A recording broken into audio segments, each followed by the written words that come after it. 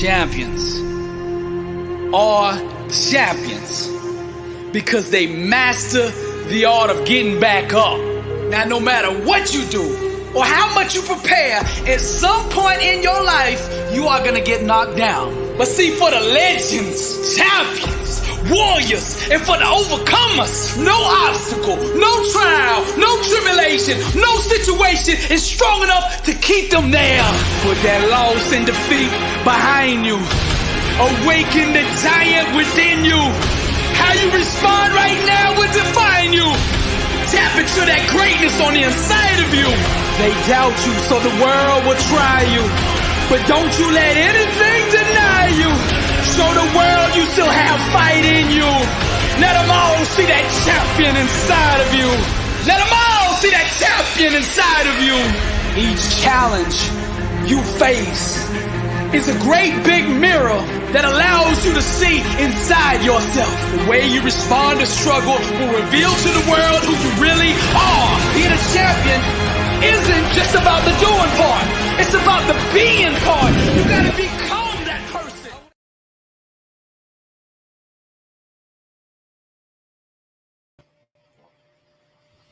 Well, hello there, beautiful people. Y'all miss me? Well, listen, Pam. Seem like you taking all kinds of reasons to take every morning off. And am. Well, happy Tuesday, beautiful people. Look, but yesterday though, I forgot when we was leaving Thursday. It was going to be intentional for me to take Indigenous Peoples Day off, right? That was intentional, but I just forgot, and I forgot to tell y'all. So it looked like a last minute thing, but sorry. All right, y'all. It is Tuesday, October the 10th, 2023. It is day 111 of year 5 of reading through books, laws, and prophets. And of the 5-year consecutive day count, it is day 1491. Today, we are going to pick up in Osby, reading chapter 27 in the book of Fragga Patty. And then we're going to read a little bit more of chapter 43 in the Holy Megillah, also called the Secret Nazarite Scroll, and that begins on page 586. We may not finish it today. I know it's only I think it's like 2.5 pages left that we got to read. But we probably won't finish it today, just because it's already 6:39. All right, beautiful people. Let's see who all here today. Tab at the top of the day, beautiful family of the Iowa. Many blessings to all. Jamia. Peace, love, and light, sister. Mom, shalom, shalom. Nazarene and Sing, Grand Rising, Creator Gang, family, lamb.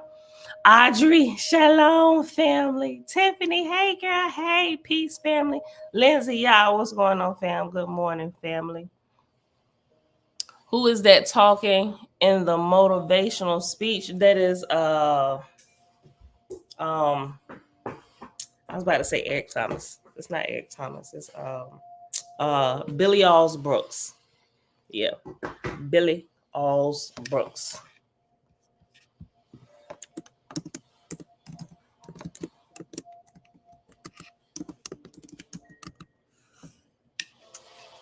You know, I don't remember if it's 2 L's in his last name. Hold on. Let me see. Let me just look it up real quick.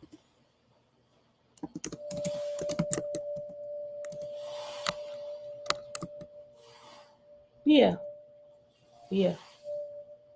Nope. Sorry. Nope. It's 1 L.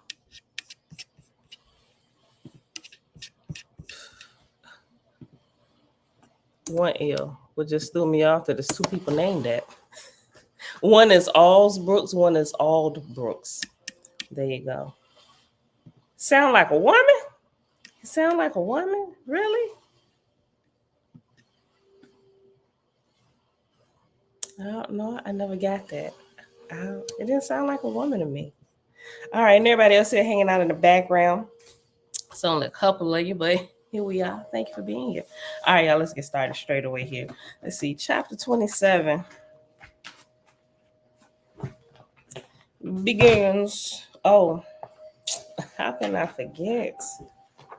You know what, Father? You are just simply perfect. We'll just say that.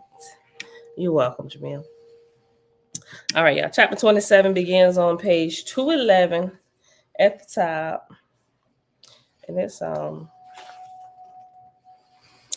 only 8 verses. Okay, well, we're just gonna stick with these 8 verses, and then we're gonna, hop over here in the secret Nazarite scroll. All right, chapter 27 for those who are using the electronic version is chapter XXVII.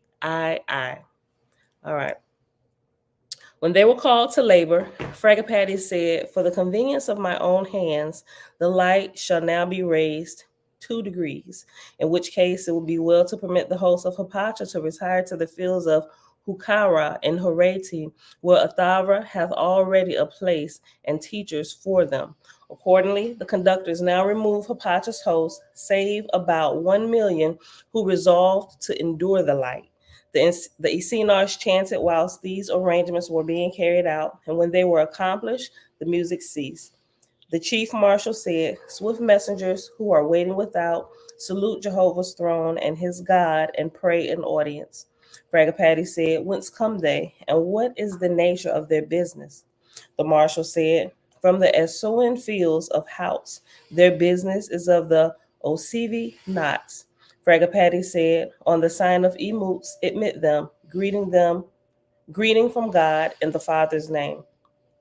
The marshals withdrew for a short while and then returned, bringing in 1,000 swift messengers, of whom Arium was goddess. She advanced near the throne to the left. Fragapati said, "Goddess Arium, greeting to thee in Jehovah's names. Proceed thou." Arium said, "Greeting in love to thee, Fragapati, and to all thy hosts. I hasten hither from the fields of House, section 12, on the one-time plateau and place of Horeb, where are 1,000,000,000 and not since many days. This I reported to the Lord God of Japheth, Ahoan, whose forces are all employed, and he sent me hither." Fragapati said, "It is well, thou art at liberty." "Hoab, canst thou untie the knot?" Hoab said, "I have faith to try." To which Fragapati replied, "Athava will go with thee, but do thou the labor. Choose therefore thy host from my Etherians, and have a vessel made sufficient, so that if thou findest it advisable to bring them away, thou canst do so. Retire then with the captain of the files and make thy selections. And in the meantime, give commands for the vessel to be made and be put in readiness for thee." Hoab said, "With Jehovah's help, I will deliver them." And he saluted, and with the captains of the files, he withdrew and made his selections, choosing 5,000,000 in all, of whom half were physicians and nurses. In the meantime, he had the proper workmen build a vessel of sufficient capacity and strength as commanded by Fragapati. And in 7 days' time, everything was completed, and Hoab commanded his host to enter the ship, and he and Athava went in also. And presently they were off, being conducted by the goddess Arium in her arrow ship to the place of the knot. And that's the end of chapter 27. And we just gonna pause right there. There was just like 10 seconds, right? Okay. But believe it or not, my switch reading alarm just went off. So it's perfect. Dre, some righteous shalom, shalom. It didn't seem very masculine either. I don't know. I got a couple of things that I listened to with him, and I don't. It's just I never even got the hint that it could possibly be a woman. I don't know. Maybe your speakers are the bass or something is low. I don't know. All right, y'all. Okay. It was on page 586, and what was it, the first story?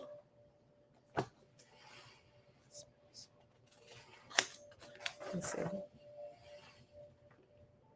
Yep, the first story. Okay.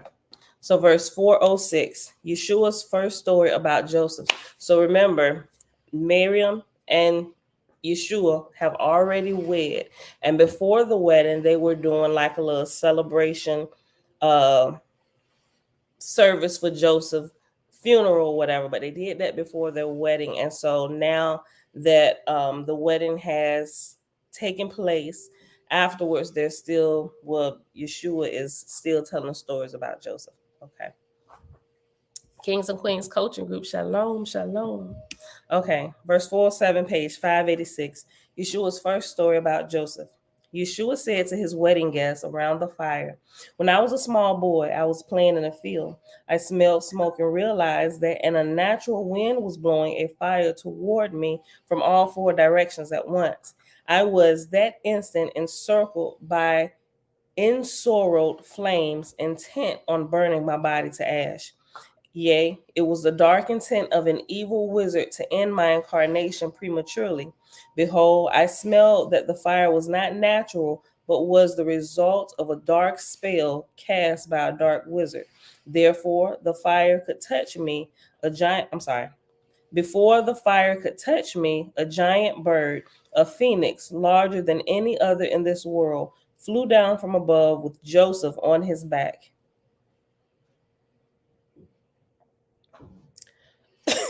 Joseph grabbed me and pulled me. I'm gonna keep reading. Joseph grabbed me and pulled me onto the phoenix, and we flew to safety. I said to Joseph, "Father, how did you know I was being attacked?" He replied, "I trusted my intuition."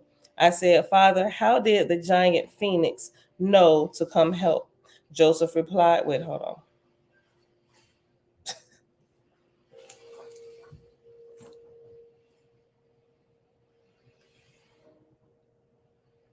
Okay.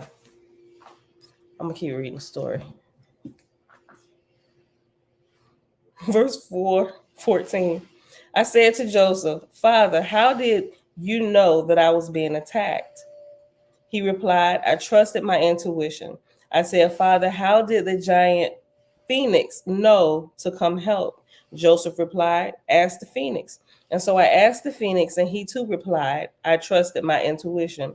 Wherefore I say to all who have ears to hear, trust your intuition." I trust my intuition that Joseph is exactly where he should be. As to why, at other times of need, like when Nagoa was attacked and Joseph was killed, no phoenix appears. I intuit the answer is as follows. How many of you have ever sat by a pool of water and seeing a drowning bug, rescued it? Everyone raised a hand, and then Yeshua continued speaking. I would not be raising my hand. Everyone raised a hand, and then Yeshua continued speaking. Now consider how many times similar bugs have drowned because no great being happened to be sitting at the pool to save them. You see, sometimes a rescue depends on there being a rescuer in the vicinity. That makes sense. But spiritually, that makes sense to me. Oh, wait. Hold on. I don't know that this is a story though, right? It could just truly be a story that he's telling to convey a message. Maybe it wasn't a phoenix that flew Joseph down on his back. I don't know. That's why I'm gonna keep reading the story. Listen, but this right here though, verse 425 on page 586. You see, sometimes a rescue depends on there being a rescuer in the vicinity. Wherefore, in the case of the attack on the Goa, Joseph was her rescuer, but seems to have lost his own life. But I ask you to carefully consider that apparent reality in the light of Negoa's prophecy on the future of Joseph. Let me read that again. You see, sometimes a rescue depends on there being a rescuer in the vicinity. Wherefore, in the case of the attack on Nagoa, Joseph was her rescuer, but seems to have lost his own life. But I ask you to carefully consider that apparent reality. But I ask you to consider carefully that apparent reality in the light of Nagoa's prophecy on the future of Joseph. Ask yourself, did Joseph lose his life, or did he advance to even greater life? Clearly, he has advanced to greater life. Just imagine, he will be a star. Even so, I give thanks that in the story I shared, a phoenix was in a neighborhood. Otherwise, I might not be here for my own wedding. Second story. Yeshua's second story about Joseph, verse 434, page 586. Yeshua said to his wedding guests, "When I was 9, Joseph and I sat beneath the stars one night beside a fire, like we do now. Gazing at the stars, Joseph said, 'Yeshua, look at the stars of the heavens. Each star is a spark of the one universal body of stars, which is all stars. By communing with our star, Shemesh, we are communing with a universal body that consists of all stars.' So spoke my father Joseph. Wherefore I say, commune by day with the sun, Shemesh, and at night commune with the sisters and the brothers of Shemesh. When you commune with the stars, you commune with the saints. For the stars are great lights indeed. They have earned their positions in the heavens. Yeshua's third story about Joseph. Yeshua said to his wedding guests around the fire, Joseph was a great wizard, but he was also a great father. He could kiss my He could kiss my childhood wounds and take my ouches away. I would run to Joseph with my scrapes, and he would kiss the wound, and the pain would vanish. By the kiss of Joseph, my childhood wounds were healed. I perceive now that it was not the kiss itself that healed the wounds. Rather, it was the love behind the kiss.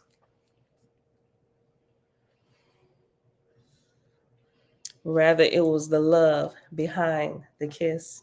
Wherefore, in memory of Joseph, become a great kisser. Jeremiah almost spit his water out.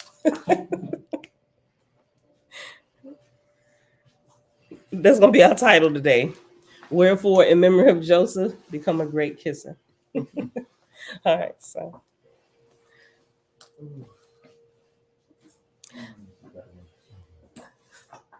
After the stories by Yeshua, Miriam played her harp. Yeshua fetched his wooden flute and joined her in a concert of their music. Then Yeshua and Miriam said goodnight to the assembled wedding guests and went to their tent.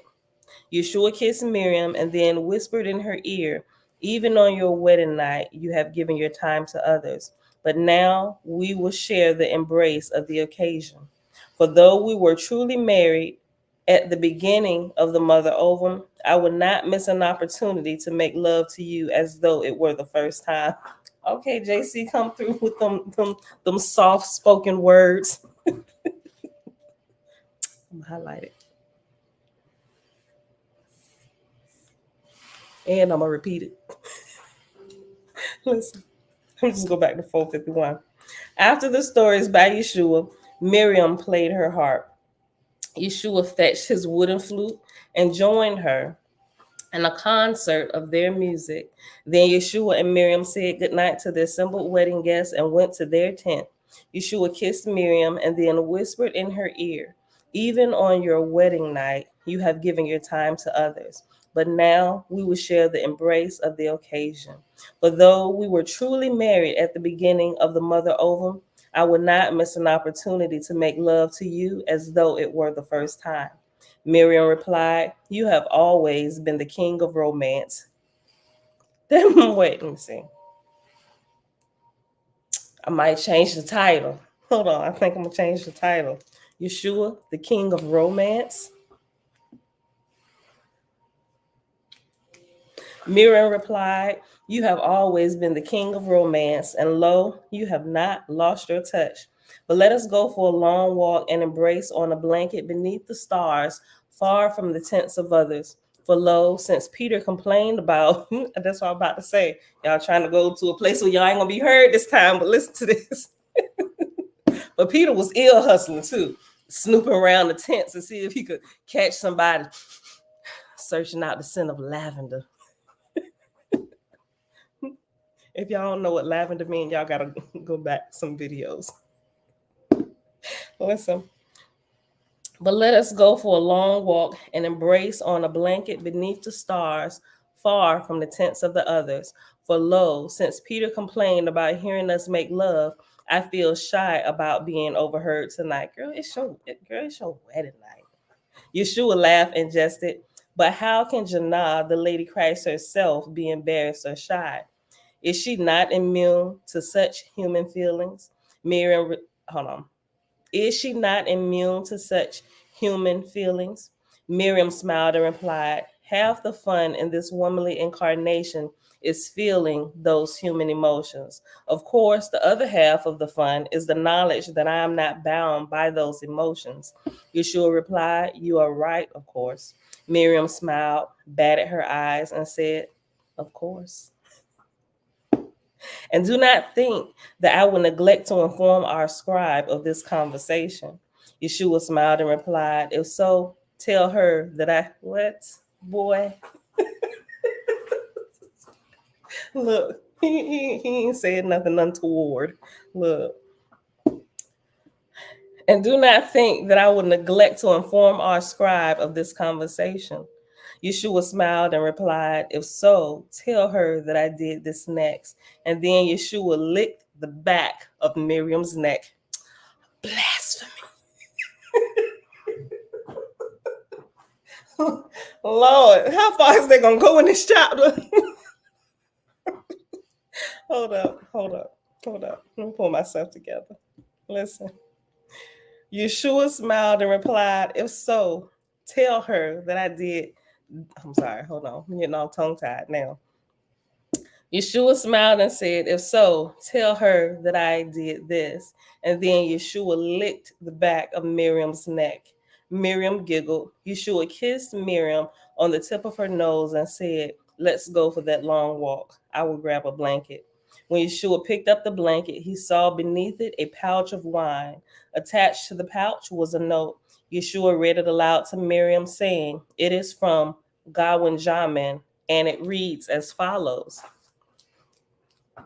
It's getting hot in here. All right, look. This letter about to cool everything down. The letter from Gawain Jamin. We're going to read to the end of this chapter. Oh, yeah. We're going to probably go to the end. I see the end in sight now on the next page. All right, look. The letter of Gawain Jamin. As you both know, my body is linked to the ancient forest atmosphere.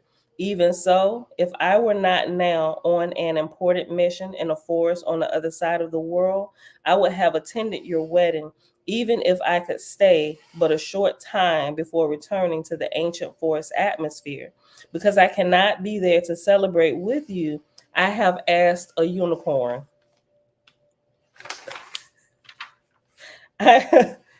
Y'all saw me just roll my eyes. I'm gonna just keep reading the story, y'all. This is a magical force, and I get that. Sometimes my adult mind won't let me imagine. Just read the story as it is, Pam. Look, because you got a phoenix and now you got a unicorn bringing you wine. Because I cannot be there to celebrate with you, I have asked a unicorn. Her name is the joy of laughter with a dear friend. The joy of laughter with a dear hold on. Her name is the joy of laughter with a dear friend. That's the name. The joy of laughter with a dear friend, right? To deliver a gift to your tent on your wedding night. The gift is a very special wine. This is berry wine made by fairies of Eden before the fall. It was given first to the Nazarene matriarch Gilgalah, the ancient wise woman, by fairies that long before had made this wine for a holy purpose. The wine is called the gifting wine. Each recipient may take but one swallow of the wine. I mean, did you not know that this day wedding night? The wine is called the gifting wine. Each recipient may take but one swallow of the wine. They should take that swallow at an important moment in life.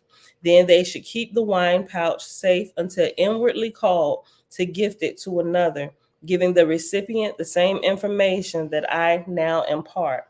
Behold, because the wine is from the juice of berries from before the fall of Eden, one swallow is enough to feel the bliss of that paradise. The berries are from bushes that grew beside the tree of life. Wherefore, the berries are enchanted with goodness, and thus the wine is a magical elixir of delight.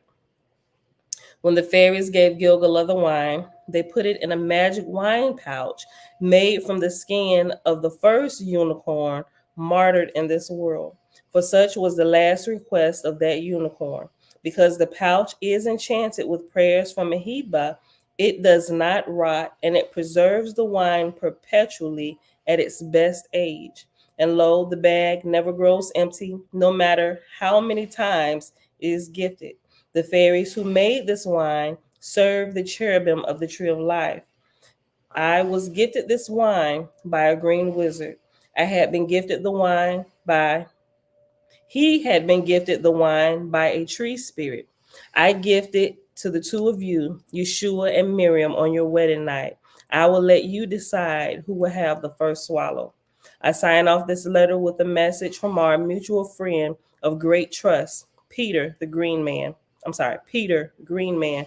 And after Peter Green Man is reference number 13, and at the bottom 13 says, Peter Green Man is featured in the book of Yeshua. He is not the same person as Peter the Ebionite. We all remember Peter the Pan, right? He awaits you and your trusted companions at the Lion's Den on the west side of Mount Hermon. Your friend, Gawajaman. Verse 500. And it's only 523 verses, so after that, we're going to be done. Verse 500.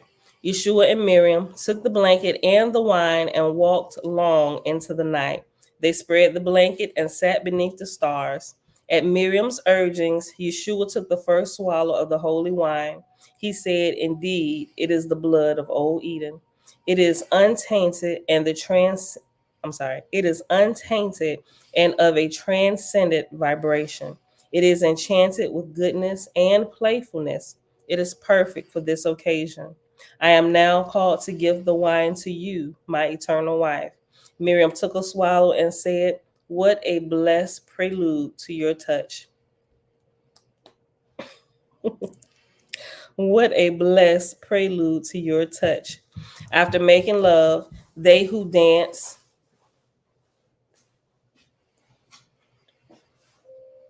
Okay. After making love, they who danced the stars into existence slept beneath the stars. For behold, the Lord and Lady had come as a human man and as a human woman. Miriam kept the pouch of wine for some years before gifting it to another. Yes, sir. Where did souls come from? Huh? Where did souls come from? Because me and my girlfriend was having a genuine What conversation. are you saying? Oh, well, me and my girlfriend was having a conversation, and short of time, so I'm like, quick. You interrupted me to tell me about a conversation between. Go ahead. Where do souls come from? Because she was talking just on that whole side, and she has a valid point of how do we know these things and we have experiences ourselves. And I said that's a beautiful thing of why humans are social creatures and all of that, because we share our findings of what we learned and what we know. And then if we have proof of let's leave, we're gonna find a way to prove it. Mm-hmm. So we're going through that, but still not convincing enough because she's obviously not herself. Me, I'm a digger, so I found all this. It's hard to find stuff like just anything. Mm-hmm. And I told her about sorry saying the whole little demon situation and all of that. And she's coming out of Christianity. Oh, okay. She coming out of his girlfriend coming out of Christianity. Okay. Peace. So it's like before she used to be a Christian, but now she just like I believe in the Creator, but no, she's still losing God. I don't know what to do. Do you at all in the watch anything? Did you say anything about souls being made so I can go back and read it? I forget where. I'm going to get back to you on that. Y'all remember where it talk about souls being made in Owaspy? If y'all remember that, exactly what it is, let me know so I can share it with Jeremiah. He want to share it with his girlfriend. All right, son. Love you.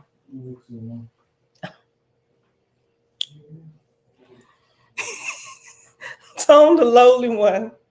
What's going on, fam?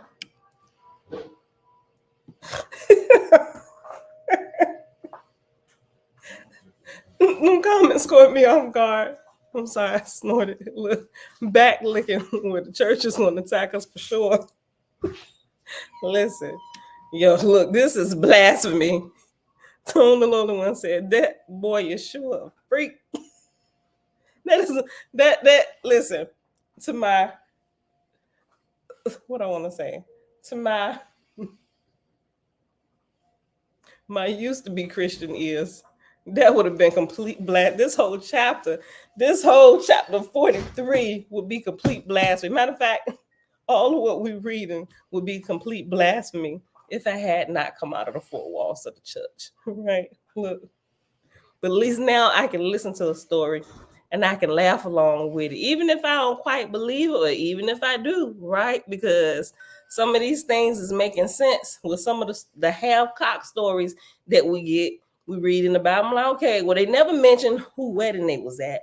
You know, this is the wedding at Cana, y'all, in the New Testament. If y'all forgot, if y'all just tuned in, these are some of the details that were conveniently removed. I'm gonna just say that. Listen. All right, hold on. Let's go back. Hold on. BC, Book of Inspiration. Okay, thank you. BC. I had to go back and look. Let me see. I'm gonna just put that back on the screen. Hold on. Let me go back up. I'm gonna go back up to verse 500.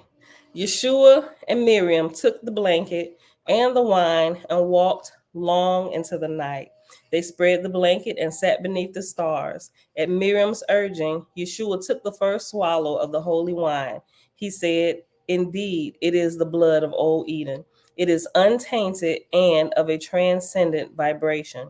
It is enchanted with goodness. It is enchanted with goodness and playfulness. It is perfect for this occasion. I am now called to gift the wine to you, my eternal wife." Miriam took a swallow and said, "What a blessed prelude to your touch." After making love, they who danced the stars into existence slept beneath the stars. For behold, the Lord and Lady had come as a human man and a human woman. Miriam kept the pouch of wine for some years before gifting it to another. I know, for I am the one who received that gift. I am Jaleel, also called Sarah. Behold, after the crucifixion of Yeshua and the martyrdom of my mother, Migdala, Miriam, pregnant with Yeshua's son, took me with her to Gaul, later called France. So we remember that story. That was back maybe now a couple months ago when we read that. Okay, cool. Where it gave details about that. If you go back to the videos where we're talking about the Holy Grail, that's the time we was reading it. The Holy Grail is this. The Holy Grail came out of the making love of Yeshua and Miriam, right? The Holy Grail was not a goblet of juice or wine. It was literally a child who held the blood of Yeshua, right? That was a true goblet. All right. Hello, husband. Talking like I didn't sleep. Did we not sleep together? Oh, we did. Did we not sleep together? Oh. We did. You don't like when I call you husband? But are you not that, my lord? Your grace. Don't get on camera and put on, because we ain't talking 3 days. Let me put it on. Oh no, let's see. You said I didn't say all that. You was the one that didn't talk to me for what? You know why? Don't act brand new because you on camera. Okay. We had one of our little tiffs. Okay. The world don't need What to you see call that. it? Tiffs. Argument? Fight? I ain't said nothing to you. We have no argument. Treat y'all husbands like kings. In results, he'll treat you like a queen. I'm gonna hold my comment. I don't treat you like no queen. You do, your grace. And I don't take care of you and take care of all of this? What you mean? I thought you weren't gonna talk on the camera. Oh. Yeah. Okay. I thought we was putting on. Listen. So let's put on if we're gonna put on. Anyway, okay. Miriam kept the pouch of wine for some years before gifting it to another. Oh, you coming to the camera now? We'll say hey to everybody. What's up, y'all? You still putting on? I can put on for you. Bye. You just you look, yeah. Look, move. Yes, dear sir. I work hard, and long days. Hey, look, did you put these in the bank? I did, but I was doing it at the ATM because the banks was closed, so it timed me out. It only let me put in so many. The ATM literally told me, try to put that check in at another time.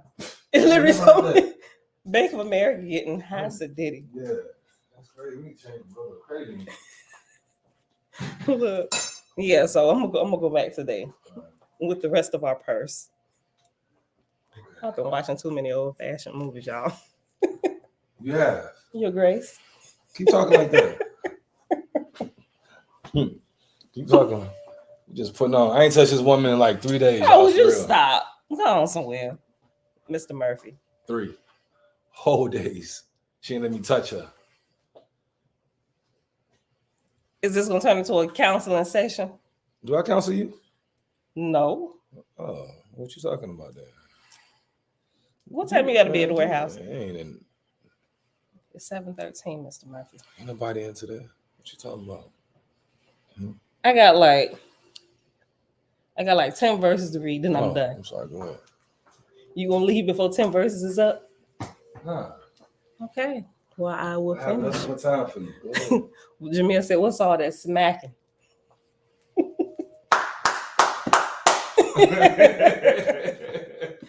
Listen. Verse 511, page 588.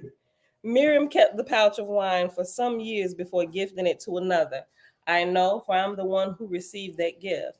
I am Jalil, also called Sarah. Behold, after the crucifixion of Yeshua and the martyrdom of my mother, Migdala, Miriam, pregnant with Yeshua's son, took me with her to Gaul, later called France. In Gaul, I was gifted the wine of Old Eden and made privy to the above report of their wedding night walk. Lo, Miriam gifted me the enchanted fairy wine. I don't drink, but I would like to say that I have in my cupboard some fairy wine. Hold on. Lo, Miriam gifted me the enchanted fairy wine on the 7th anniversary of my mother's martyrdom. I swallowed the wine that night and felt the blood of Old Eden in my veins. On that night, my mother, Migdala, spoke to me from El Cush, saying, "You are my beloved daughter. I am very proud of your service to the dove of Jaja. I kept the wine pouch until I felt called to gift it. I gifted the wine to Gibeah, the son of Yeshua and Miriam, at the time that his mother Miriam was martyred. I told him, Miriam's ascension to the arms of Yeshua is to be celebrated. The conception of Gibeah and the martyrdom of Miriam both will be described before I conclude this scroll." And that is actually the end of chapter 43. So we ended literally at 7:15 today. All right, y'all. So tomorrow we'll get into they still in the wedding. And they talking part 2. The chapters is called chapter 44, the circle of ritual of the green wizards of the white robes and the initiations of the wedding guests at Gan Shalom. And that goes on for a couple chapters. Yeah, they still at the wedding for a few more chapters, doing some initiations. Yeah, for a few more chapters. All right, y'all. So we'll get into all of that starting tomorrow. All right, y'all. It is Tuesday, October the 10th, 2023, day 111 of year 5 of reading through books, laws, and prophets, and of the 5-year consecutive day count. It is day 1,491. We read chapter 27. You want some? You see what you want? We read chapter 27 in the book of Fragga Patty. And then we finished up chapter 43 in the Holy Megillah, which started on page 586 and it ended on page 589. So, Father, not only are you perfect, Yes, you are. but your creation is perfect too. Yes, you are. Thank you for your creation. Because you are All right, the creator. y'all. I love y'all. High life. We're going back to Hawaii. Your Majesty. What I tell you, whenever you plan it, I'll pay for it. See, this is how the That's how argument started. Yes, I told you. I told you. Don't start with me.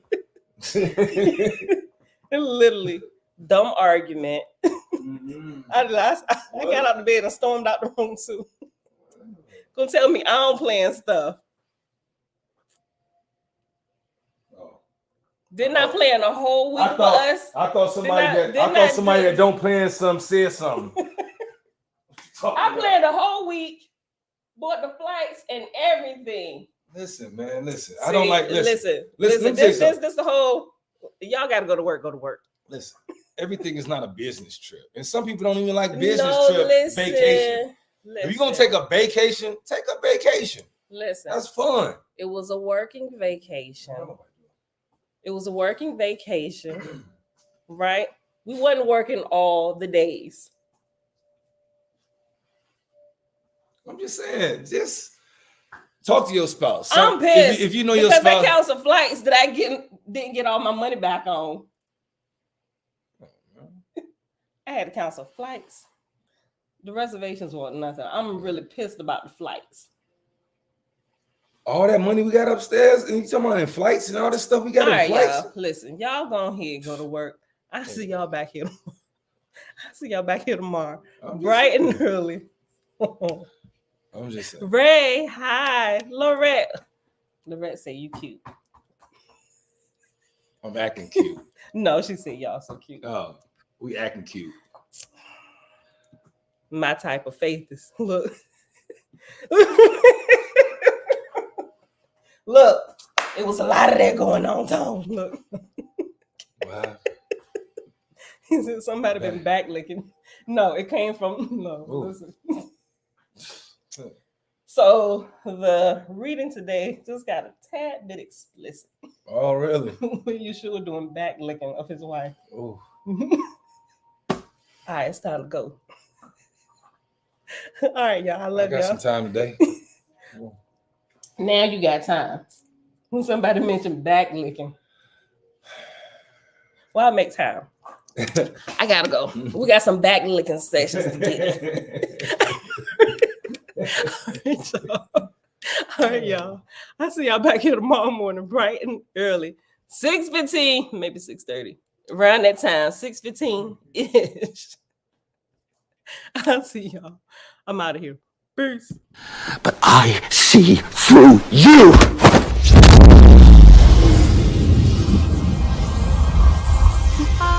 I'm from outer space. I got Milky Way for blood, evolution in my veins. I'm gold. I've been far away. I'm illuminated. What did you just do to me? I pushed your astral form out of your physical form. What's in that tea? Psilocybin? LSD? It's just tea. With a little honey. What just happened? For a moment, you entered the astral dimension. What? A place where the soul exists apart from the body. Why are you doing this to me? To show you just how much you don't know. Open your eyes. Been dreaming about flying for a long time. I had a vision from the birds, they want a cosign. What's happening? This isn't real, this isn't real, this isn't real, this is... Dreaming about flying for a long time. I had a vision from the birds, they want a cosign. His heart rate is getting dangerously high.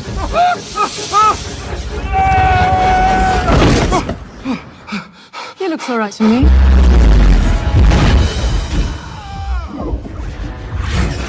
You think that this material universe is all there is? I don't need gravity, I don't need What mysteries lie beyond the reach of your senses? Existence, mind and matter meet. Thoughts shape reality. I don't need gravity, I just need growth. I'm a fine line, yeah, I'm a mislead of this illusion. I am not really here, I'm an intrusion. I don't swim or sink, I just float. Some benevolent and life-giving, others filled with malice and hunger. Dark places where powers older than time and waiting.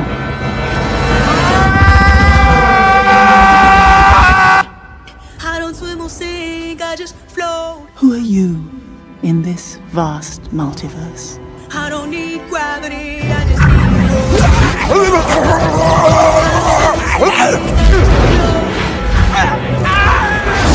I don't need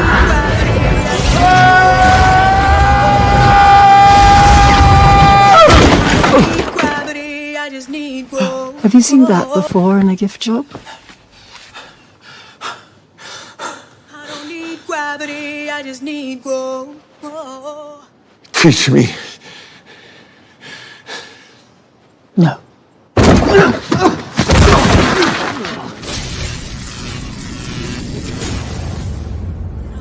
It's an earthquake rumble. I won't ever fall, never stumble. And I don't need to be humble. Break down walls like Jericho crumble.